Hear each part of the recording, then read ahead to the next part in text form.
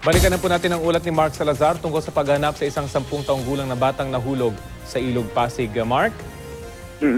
Kagaya ng sinabi ko kanina, Rafi, ito simula pa kagabi nung makarating sa barangay yung balita 15 minutes after 4:47 ng hapon nang mangyari yung aksidente ay sinimulan na nila yung rescue operation at the time at magdamag itong inuuna ng mga diver ng MMDA at ng Philippine Coast Guard.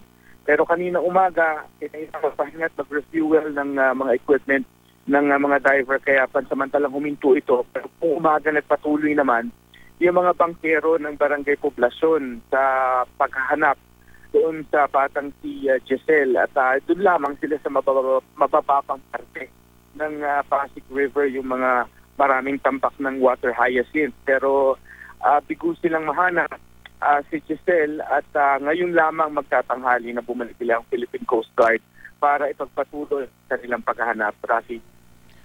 Maraming salamat, Mark Salazar.